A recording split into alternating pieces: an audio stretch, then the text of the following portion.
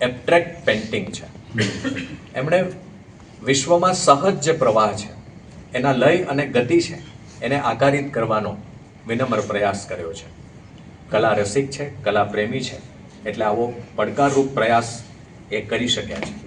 તેઓ માને છે કે કલાના સર્જનમાં કલાકારને મજા આવવી જોઈએ. જેટલો કલા તરીકેનો આશય શુદ્ધ, તેટલી જ કલા વધારે આકર્ષક અને પ્રભાવક લાગે. કલાકારે સતત નવા નવા વિષયની ખોજ કરવાની હોય, જે અવ્યક્ત છે એને વ્યક્ત કરવાનો પ્રયાસ કરવાનો હોય. બસ એવા વિચારમાંથી જ આ પ્રદર્શને આકાર લીધો છે.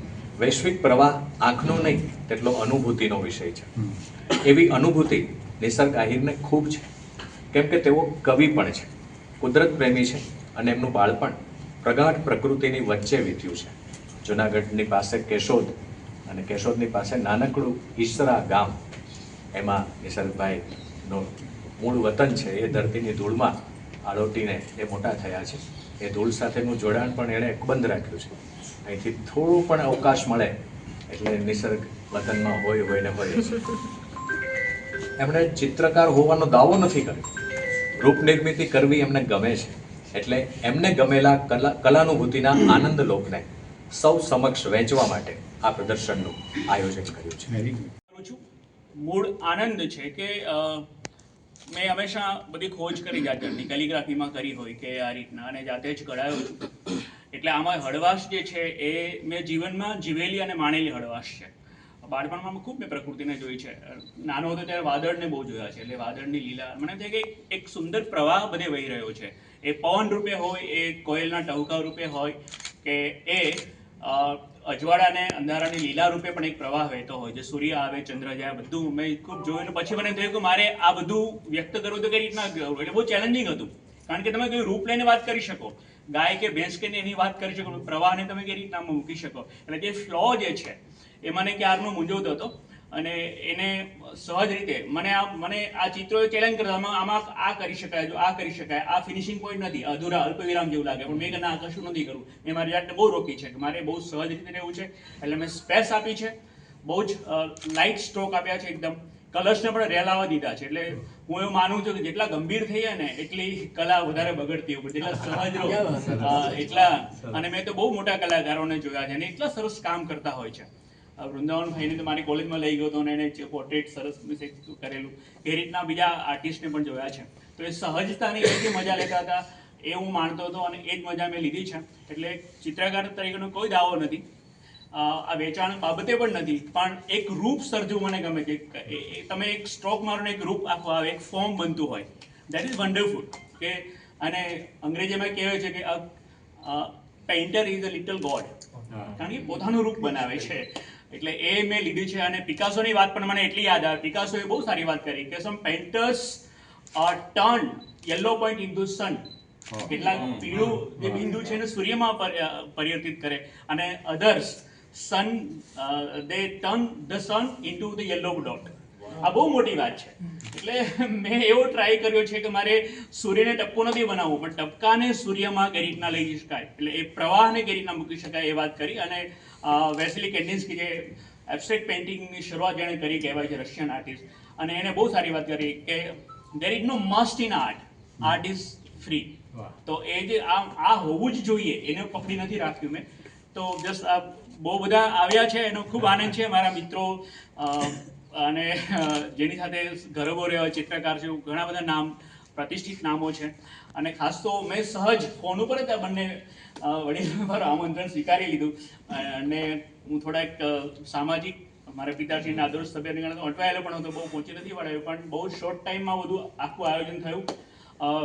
એક ગેપ પડી ગઈ. વિનયભાઈએ મને કહ્યું કે, મેં કહ્યું કે ક્યારેક મને તમે કહેજો, તો અને એ ગેપ પડી, એ ગેપમાં મને આ ગેલેરી મળી ગઈ. આપ સર્વ પધાર્યા, જે શબ્દો થકી મને આશીર્વાદ મળ્યા એ મારું બળ છે. Thank you very much. Thank you so much. કલાકાર મિત્રો પણ છે અને સાહિત્યકાર મિત્રો પણ છે, એટલે બહુ આનંદની વાત છે. હમણાં જ હું ને નિસર્ગ બંને જ વિદ્યાનગરમાં, આણંદમાં એક સિમ્પોઝિયમ હતું આપણા અકાદમીનું, ને એનો મારો બોલવાનો વિષય જ હતો કલા અને સાહિત્યનો સંગમ. એમ કઈ રીતે તો મેં 5મી સદીથી શરૂઆત કરી કે કઈ રીતે કલા અને સાહિત્ય જોડાયેલા છે. તો મેં 2000 છેલ્લે સુધીની આપણી 21મી સદી સુધીની વાત કરી, પણ આજે જ અહીંયા રૂબરૂ હાથ દાખલો છે કે નિસર્ગ પોતે જ બંને બાજુથી જોડાયેલો વ્યક્તિ છે, કલા અને સાહિત્ય. સાચું કહું તો આમ તો નિસર્ગને હું લગભગ છેલ્લા 10-15 વર્ષથી ઓળખું છું, વિશ્વકોશ સાથે જોડાયો, અમિતભાઈ સાથે રીતે. પણ નિસર્ગ ચિત્ર કરે છે એ મને 15 દિવસ પહેલા ખબર એનો ફોન આવ્યો કે તમારે પ્રદર્શન ઉદઘાટન કરવાનું. કોનું છે કે મારું ચિત્ર છે. મને મેં કહું હા, તો મને ત્યારે જ ખબર પડી કે નિસર્ગ ચિત્ર પણ કરે છે. પછી એને એવું કહું કે અગાઉ પણ એક પ્રદર્શન કર્યું છે, તો કદાચ મારા ધ્યાનમાં નહોતું એટલે મને એ ખ્યાલ નથી, અને મેં આવ્યો બી હોય તો મેં રજીસ્ટર નથી કર્યું. એટલે આ વખતે તો ખાસ એના સાથે આવ્યો કે ના જોવું છે. જો ચિત્રની વાત કરીએ છીએ તો નિસર્ગ જેવા જ સરળ અને સહજ છે.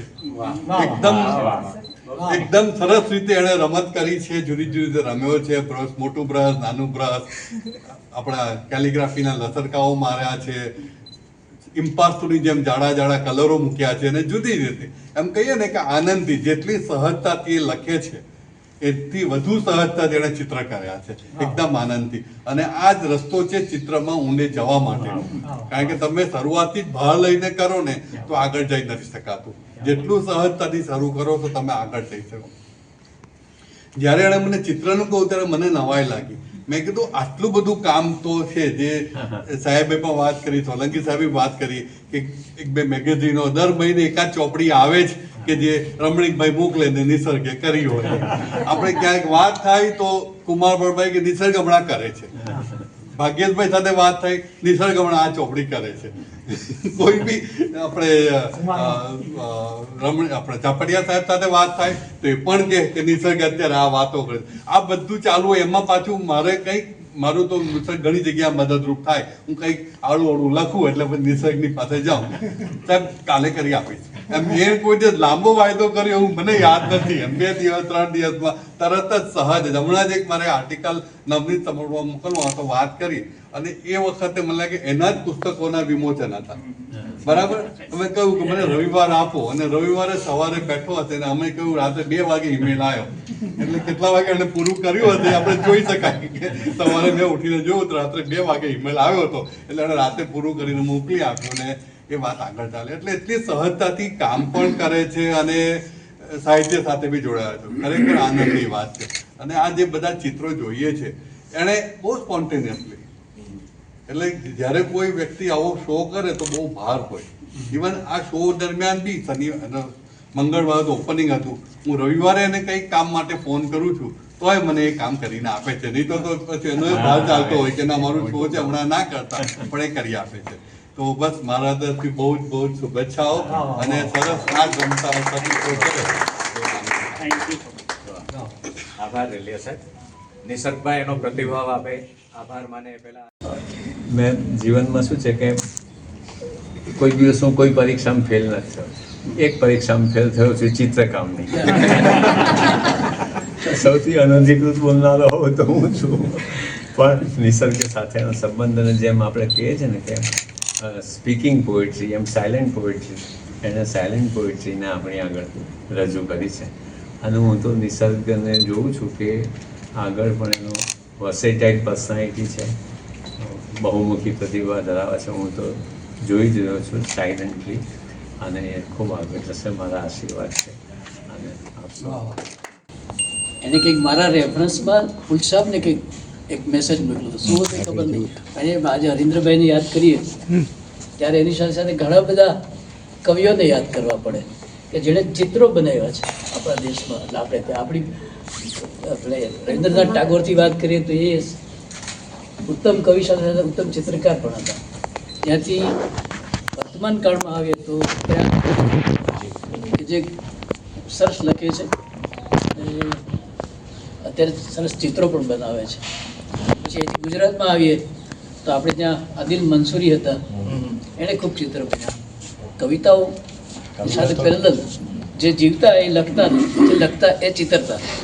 ત્યાંથી આગળ આવીએ તો માધવ રામન છે, જેને અત્યારે ચિત્રો નથી લગભગ બનાવતા, પણ મારી સમજ એટલે મારી યાદ પ્રમાણે ઘણા બધા. એમાં એક વધારો થોડા વર્ષોથી હું જોઉં છું, આપણે તાહિર સાહેબ. શેખ સાહેબ બી ચિત્ર પણ ના, લખે ના, પણ છે. એટલે એ તો ભૂપેન શેખભાઈ એવા ઘણા બધા ચિત્રકારો કવિતાઓ લખતા હોય છે કે સાહિત્ય લખતા હોય છે, પણ કવિ શબ્દ સાથે કામ પાડનાર બહુ ઓછા ચિત્રકારો હોય છે. એમાં એક થોડા વર્ષોથી નિસર્ગનો પધારો થયો છે અને એ ચિત્ર સર્જન સાથે ચિત્ર સર્જક સાથે અવારનવાર એ અટવાયા રહે છે. એ અટવાયા છે માટે આપણે કેટલાક પ્રકાશનો પાછળ જોઈ શકીએ છીએ અને ઘણા ઉત્તમ પ્રકાશનો ગુજરાતને જો મેળવ્યા હોય તો નિસર્ગ મારફત છે. સમગ્ર વિશ્વમાં એક પ્રકારનો લય છે અને એ લય કુદરતી પ્રવાહની રીતે જળવાતો હોય છે, એક સમાધિતા જળવાતી હોય છે. એ પવનનો લય છે, પાણીનો લય છે કે આકાશમાંથી વરસતો જે વરસાદ છે એનો લય છે, પૃથ્વીની નીચે કંઈ ઘાસ ઉગે છે, વૃક્ષના મૂળ ફેલાય છે, બધામાં પણ એક પ્રકારનો લય છે. પણ એ લય એક ચેતનાનો પ્રવાહ લઈને આવે છે. એટલે આ મારા ચિત્રોમાં મેં એવું કર્યું છે કે એ ચેતનાનો જે પ્રવાહ છે એ ક્યાંક ને ક્યાંક કોઈ ને કોઈ રીતે પહોંચે છે અને સાથે મેં એક કાવ્ય પંક્તિ પણ મૂકી છે. પહેલાં મારા ચિત્તમાં ભાવ આવે અને પછી ચિત્રો આવે અને કાવ્ય પંક્તિ એ આ ચિત્રનો આધાર બને છે. જેમ કે આ ચિત્ર જે છે એમાં પાણીમાં પાણીનું રાજ ચાલે, એક બિંદુમાં શાશ્વતીમાં હાલે. એટલે પાણીનું એક બિંદુ જે છે એ કેટલા વર્ષોથી હશે ખબર નથી આપણને ક્યારે પાણી ઉત્પન્ન થયું હશે, પણ એ નવું નવું રૂપ ધર્યા કરે છે અને એક બિંદુથી આપણને સાગરની કલ્પના પણ આવે છે, આપણને નદી, ઝરણા કે સરોવર, તળાવ બધાની કલ્પના થાય છે. તો એ અને બીજું કે આ મેં જે ફ્લો આપ્યો છે એ ફ્લો જ મારી મુખ્ય થીમ છે કે કુદરતમાં જે એકદમ સહજ લય હોય છે, સહજ પ્રવાહ હોય છે, એને મેં બહુ જ એકદમ લાઇટ એવા સ્ટોકથી મૂકવાનો પ્રયાસ કર્યો છે. આખી વસ્તુ અમૂર્ત છે કારણ કે આ લય, કુદરતનો જે લય છે અથવા તો કુદરતનો જે પ્રવાહ છે એ દર વખતે દેખાતો નથી હોતો. પવન વાતો હોય કે સુગંધ વાતી હોય કે પક્ષીના ટહુકાઓ ફેલાતા હોય એ દર વખતે એમ દેખાય નહીં, તો એને મૂકવા થોડા અઘરા પણ છે, ચેલેન્જિંગ છે. પણ મારા મનમાં કોઈ એક ક્ષણે કાવ્યની પંક્તિ આવીને પછી ભાવ આવ્યો હોય તો એને મેં આ રીતના આકારિત કરવાનો પ્રયાસ કર્યો છે. અને મજા મેં લીધી છે કે એક્રેલિક કલર પણ એને મેં એકદમ જ પ્રવાહી કરી દીધા છે અને જાણે કે વોટર કલરની જેમ ટ્રાન્સપરન્સી હોય એવો મેં પ્રયોગ કર્યો છે. અને આ એક પ્રયોગ જ છે. કઈ રીતના આ બધું વૈશ્વિક પ્રવાહની ચેતના એ ચિત્રમાં ઉતરે છે એ તો જાણકાર કહી શકે, પણ મેં ચિત્ર બનાવવાની મજા લીધી છે અને એ મેં આ ચિત્ર પ્રદર્શન દ્વારા મૂકી આપી છે. આમ તો બાળપણથી મને ચિત્ર અને શિલ્પ અને કવિતા બધું બહુ સહજ રીતે મળેલું છે. ગામડામાં મારો ઉછેર થયો, પણ પછી હું સાહિત્યનો વિદ્યાર્થી બન્યો અને સાહિત્યનો પ્રોફેસર પણ બન્યો, ગુજરાતી સાહિત્ય ભણાવતા એટલે શબ્દ એ મારું મુખ્ય કેન્દ્ર બન્યો. પણ એમાં પણ મેં શું કર્યું કે જે કંઈ મૂર્ત રૂપ છે, જે કંઈ દેખાય કે જાડું છે, એને છોડીને હું સૂક્ષ્મમાં ગયો છું હંમેશા. એટલે મારી કવિતાનો વિષય એ પણ બહુ સૂક્ષ્મ છે. હું જે લેખન કરું છું એમાં પણ સૂક્ષ્મતા રહેલી છે. એટલે એક પ્રકારનો આ અરૂપનો ભાવ, ફોર્મલેસથી આખી વાતને મૂકી આપી એ મારા સાહિત્યના કેન્દ્રમાં છે. એટલે હું છંદસ કવિતાઓ પણ એમાં પણ એ જ કર્યું. મેં કવિતાને છંદથી મુક્ત કરીને એ જ મેં ચિત્રમાં એબ્સ્ટ્રેક્ટ પેઇન્ટિંગ હેઠળ લીધા છે કે આપણે કોઈ રૂપનો આધાર તો લઈને વાત કરી શકીએ, જેમ કે ઘોડો છે કે હાથી છે કે એ બધાને લઈને, પણ એ ઘોડાપણું, એ હાથીપણું, એ આપણી લાગણીઓ, એ આપણી ભાવનાઓ, એને જ્યારે મુક્ત કરવી હોય ત્યારે કઈ રીતના કરી શકાય એ જે મેં શબ્દમાં સાધના કરી છે એ રીતના હવે રંગ અને આકારમાં હું સાધના કરી રહ્યો છું. તો આ એક મારો જેમ કવિતામાં અછાંદસ અથવા નિબંધમાં જેમ લલિત નિબંધ, એમ ચિત્રમાં આ પ્રકારની અનુભૂતિને મૂકવાની આખી વાત છે.